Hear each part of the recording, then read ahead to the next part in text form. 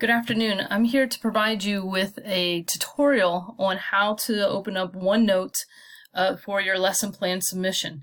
If you take notice, I have an email open that you should have received that says your lesson plans. Mine says for McGowan, but it could be for sports or for foreign language or for any other things when you're opening it. Anytime that a OneNote is shared with you, you will receive an email such as this. So what you will do is you'll click on the open. Once you click on the open, then it takes it to the online form of OneNote. It will take some time to upload everything because depending on the complexity of the OneNote, depends on how much is opened.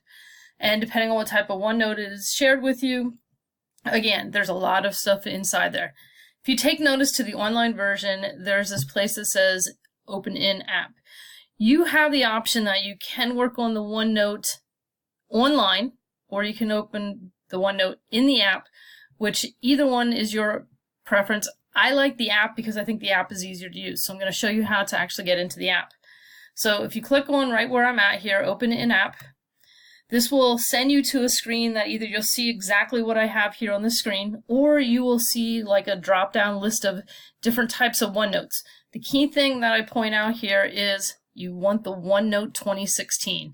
You need to make sure you have that because otherwise you're going to get the old versions. You want the newest version. So I'm going to click on yes, so it goes to 2016 for my OneNote. This point, again, it's going to take time to install. Since I've already had mine open, mine's already all installed and you don't have to worry about it taking forever. But I'm going to tell you the first time, it's going to take some time for it to sync through. And the best thing to do is just let it go through its process. It's going to take there. So let me give you a little tutorial about the information on it. The welcome screen, I'm going to continue working on the welcome screen and give you information. This is the welcome screen that they give to you as a starter for OneNote Staff Notebook, but we're going to be updating this as this week goes on. There are several pages that you will see. You have the welcome page, which this one is. You have a collaboration space, so let me click on that. In the collaboration space, this is where all of us can share ideas, share information, and from time to time throughout the year, we're going to share things in there and ask for your feedback on that.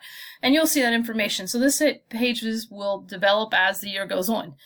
To go back, this nice little arrow, very important. You click on that, it takes you back to the welcome page. The next thing you see is this content library. Content library, your principals and your department chairs can put stuff here for you to read, for you to be able to see, possibly some videos, different things. You can go on here and see the information, but you cannot edit it. You can take the information and put it in your own OneNote folder, but you cannot do any editing in the content library. Again, that's just another place to share information. This back arrow, it'll take you back to the welcome. Now the nice thing. You see a whole bunch of names across the top of mine, and that's because I have access to all the teachers here. This is the McGowan folder. Of course, it's different. Principals and department chairs are going to be having access to all the teachers. You, as a teacher, will see a welcome page, a collaborative space, content library, and then you'll see your name. Your name is where you're going to go to be able to submit your lesson plan. So I hope Ms. Barnard actually doesn't mind, but I'm going to click on her so you can see everything that's going on with that. If you take notice inside there, you will see the months of October, November, December, January, February, March, April. These are the months that we are going to be collecting our lesson plans formation. You will have this in October 1st being the first one being done there. And then after that, every Tuesday is when it is expected actually in. So let me take you through the process of actually submitting a lesson plan. So I'm in October already because you see that that's pulled front. Like if I wanted to go to November, that's pulled front. That's why they're all color coded. So I'm going to go back here to October. If you go up here to the tab that says Insert, you have a choice between File Printout and File Attachment. They both will attach the documents. I'll show you the difference between the two. My preference is the file printout. So if I did file printout, I would click on that and then I'd go into my documents, wherever it may be.